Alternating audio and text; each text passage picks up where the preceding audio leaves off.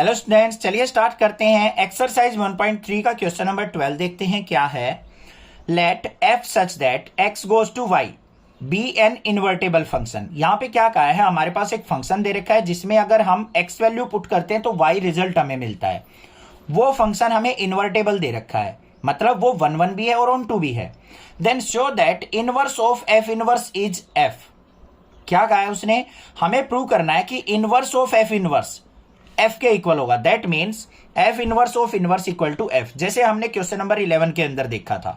ठीक है, वैसा ही क्वेश्चन दे रखा है, बस यहां पे हमें कोई चीज ऐसी नहीं दे रखी जिसकी हम हेल्प ले सके। हमें क्या दे रखा है, x गोज टू y जो है इन्वर्टेबल फंक्शन दे रखा है हमें। तो क्या होगा यहां पे, देखते हैं इसका सॉल्यूशन। हमें गिवन क्या है, f of f inverse is equal to invertible function है, ये हमें गिवन है।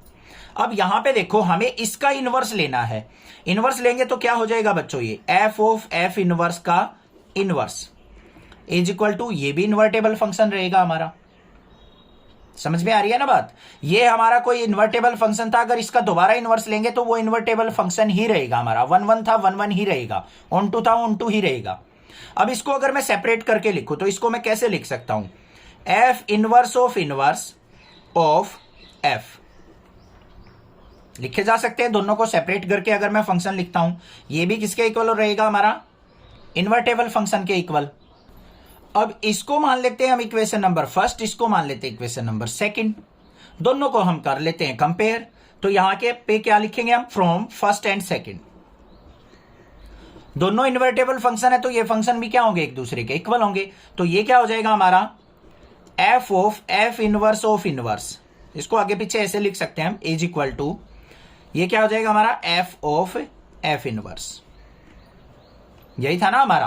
तो यहां पे हमारे पास क्या रिजल्ट आ गया, यहां पे हमारे पास क्या रह गया, देखो ये इनवर्स लिया था f इनवर्स का इनवर्स, तो यहां पे भी हमारा f का इनवर्स आएगा, ये रह गया था मिस्टेक से।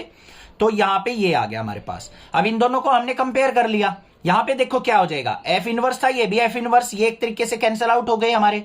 तो हमारा f क्या रह गया, f function f inverse of inverse के इक्वल। तो मतलब यही चीज तो हमें दिखानी थी, f इनवर्स ऑफ इनवर्स किसके इक्वल होना चाहिए, f के इक्वल। Hence proved. दोबारा समझो एक बार, हमें क्या दे रखा था, अगर मान लो हमारे पास कोई फंक्शन f है, अगर उसका हम इनवर्स करते हैं तो हमारे पास इन्वर्टेबल फंक्शन आएगा। तो f of f inverse is equal to i था। फिर हमने क्या किया, इस फंक्शन का दोबारा से इनवर्स लिया, क्योंकि दो बार इनवर्स लेना है हमें। तो f ऑफ f इनवर्स का इनवर्स इज इक्वल टू वो भी इन्वर्टेबल फंक्शन रहेगा। इसको ओपन कर लिया, f इनवर्स का इनवर्स ये लिख दिया, इसका भी इनवर्स लिखा जाएगा f ऑफ इनवर्स। ठीक है, अब इसको और इसको कंपेयर कर लिया हमें, ये भी इन्वर्टेबल ये भी इन्वर्टेबल, ये दोनों इक्वल पुट कर दिए हमने। तो इनको देखा हमने, ये f inverse is equal to f inverse था, कैंसिल आउट हो गया एक तरीके से फंक्शन।